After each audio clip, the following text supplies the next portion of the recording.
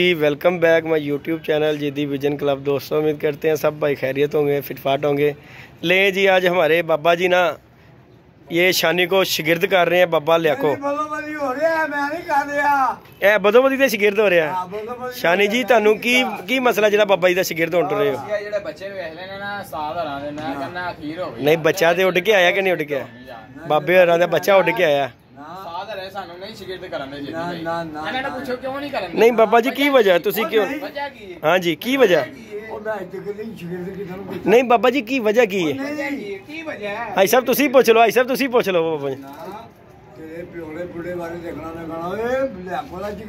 ओए आई साहब नहीं दसो तो सही की वजह है बाबा जी का शिगिर्द होना चाहता है कि उन्होंने कहन ते बच्चा उड्डिया ते घर भी बैठा है ते बड़ी अकल की है। समान तक बच्चा गया, झंडा पूरा रोल के पहली दफा उड्डिया ते बच्चा घर बैठा है। वो इस गल तो वो तवज्जो कर रहा है कि मैं उस्ताद का शिगिर्द होना है। उस्ताद ने कहा है जंजे ते बच्चा उंज ही बैठा है ते उस्ताद के जोड़िया का बच्चा घर का तो वह मकसद होना कि मैनू एक दा बच्चा दे।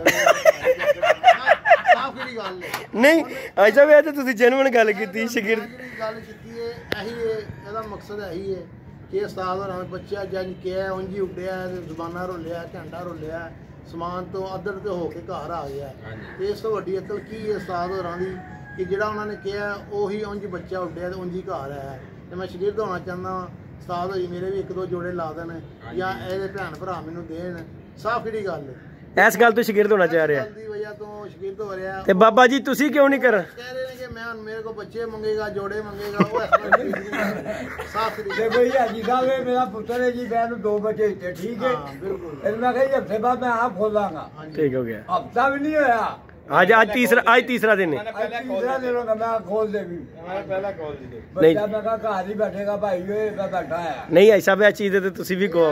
मैं भी देखी मेरे ज़हन जेड़ा कह रहा है वो इस वजह तो शिगिर्द होना चाहता है। मैं शिगिर्द करना ही नहीं ना। ले जी वीवर ये देखें जी आपको बच्चे का शौक करवाते हैं। ये बाबा जी का बच्चा उड़ गया था और ये बच्चा रुल खुल के 1 घंटा फिर के बाजा बाबा जी का बच्चा चेक कर लें, खोल दिया हुआ ये देखें चेक कर लें, खोल दिया हुआ बाबा जी ने और उड़ के बैठा। और दूसरा बच्चा जी ऊपर बैठा हुआ है, वो देख लें आगे बैठा हुआ है।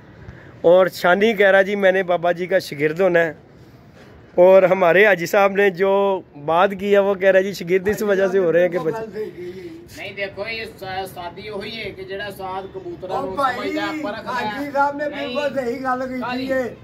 नहीं मैं किथों दे रहे बच्चे मैं किथों बच्चे पूछे देने में ना में कोई और ना मैं नहीं बच्चे मंगने मैं नहीं बच्चे नहीं मैनू ने बच्चे दिते ने। बाबा जी ने मेरे नाल वादा किया था बच्चे दिते ने। बच्चे ने हक अदा करता बच्चे ने। नहीं मेरी गल सुनो कितने चिर बाद बच्चे? बड़े चिर बाद बड़े चिर बाद गल भला की मैं कोई लालच दी वजह तो नहीं शिगिर्द पा रहा यानी कि शिगिर्द होंदा पिया। अच्छा यार उस्ताद ने सानू भी कबूतर देन बच्चे दे अल्लाह माफी करे मेरे घर बहुत ने कबूतर यार जीदी भाई। मैं सिर्फ ऐसे गल तो शिगिर्द होना चाहना हूं कि यार उस्ताद हरानी समझ ते फर्क से मैं मान गया हूं यार। हां नहीं बच्चे नु जिस तरह किया उंज बैठा जनमन गल जिस तरह किया उस तरह बैठा। मैं यही चाहना हूं कि यार उस्ताद हरे सानू शिगिर्द करन साडे को 2-4 जोड़े ला देन। ऐ नहीं मैं कह रहा कि मनु घरों बच्चे दियो और मैं की करने ने यार बच्चे। नहीं शिगिर्द लालच ते होंदी ना शिगिर्दां दी यार। हाई साहब वाली गल कोई गलत नहीं है। हाई साहब ने जिहड़ी गल कीती है ना हाई साहब ने जिहड़ी गल कीती है गलत गल नहीं कीती। हाई साहब ने बड़ी वड्डी गल कीती उस्ताद हैगे ने वो बड़ी वड्डी गल कीती है। लेकिन मैनू यार नहीं कबूतरबाजी मैनू लालच नहीं है जी भाई। मैं अपने घर रखे ने थोड़े रखे ने सुथरे रखे ने। मसलन मकसद यही है मेरा शिगिर्द होंदा कि यार साडे जेड़े कबूतर चले जांदे ने भज जांदे ने जेड़ा साडे सदमा हो जांदा। हां जी हाई साहब दी देखो गल करन दी गल सही है। हाई साहब दी गल ले जी वीवर ये हाई साहब वो है हमारे जो शानी के घर हमने कबूतर का शौक करवाया था। जो कबूतर कहते राता ना ये ना जरा वो कबूतर ये हमारे हाई साहब का कबूतर घर का जोड़ा है उसका बच्चा है जी। ये जोड़ा वो शानी के पास जो कबूतर उड़ता है ना जो शानी भाई कहते रहते रहता है ये हमारे हाई साहब हैं। इनका जी हमारे डेरे पे भी जो है ना जो कबूतर उड़ते हैं गोल्डन और सियालकोटी जो जोड़े मेरे बच्चे उड़े हैं वो हाई साहब के घर के ये इन्हीं के घर के बच्चे हैं। और ये इन्हीं के घर के जी बच्चे हमारे पास उड़ते हैं। और जब भी मैं शौक़ करता हूँ वसाख में या अस्सू में कबूतर उड़ाता हूँ तो हाजी साहब के जो कबूतर होते हैं वही बच्चे लेके मैं उड़ाता हूँ। और अल्हम्दुलिल्लाह उनकी परफॉर्मेंस बहुत अच्छी है। इनके बाद हाजी साहब ने चंद कबूतर रखे हैं लेकिन माशाल्लाह बहुत अच्छे क्योंकि हाजी साहब खुद शौक़ करते रहे हैं और हमें भी शौक़ करवाते हैं बच्चे देते हैं। बड़ी बात है कि बच्चा पलवा के कोई किसी को दे ये बड़ी बात होती है। और हाजी साहब ने हमारे ने कभी लालच नहीं किया। और हाजी साहब की बात मुझे बड़ी अच्छी लगी है कि जी जोड़े अच्छे लगे हों तो बच्चा क्यों ना उड़े। ये कौन सी किताब में है कि बच्चा ना उड़े।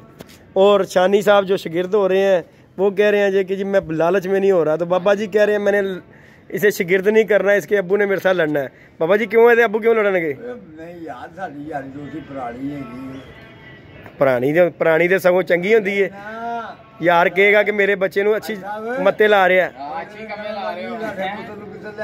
मैं किधर ले गया पुत्र ने अगे की पुत्र की उथे जनरल बाजवा लगा है जिन्ना के पुत्र कबूतरबाजी ले गया। मुकाती जेदी भाई कि मैनू किसी किस्म की कोई लालच नहीं है। मैं सिर्फ यह कहना जिस तरह चाचे हरा ने अपने कबूतरां दा बच्चा दानों दिता उड़ के आया, जिस तरह किया उस तरह ही उड़ के आया। नहीं ਇਹਦੇ ਵਿੱਚ ਤੇ ਦੇਖੋ ਜੀ ਅਸੀਂ ਵੀ ਕਹਾਂਗੇ सीन हैगा ना ਇਹ ਸਾਡੇ ਨਾਲ ਵੀ ਹੋਣਾ ਚਾਹੀਦਾ ਯਾਰ, ਕੰਪਰੋਮਾਈਜ਼ ਸਾਡੇ ਨਾਲ ਵੀ ਕਰਨ ਸਾਧ ਹਰੇ ਤਾਂ ਕਿ ਜਿਹੜੇ ਸਾਡੇ ਕਬੂਤਰਾਂ ਦਾ ਸਾਨੂੰ ਸਦਮਾ ਲੱਗਦਾ ਨਾ ਉਹ ਲੱਗਣ ਤੋਂ ਬਚ ਜਾਵੇ।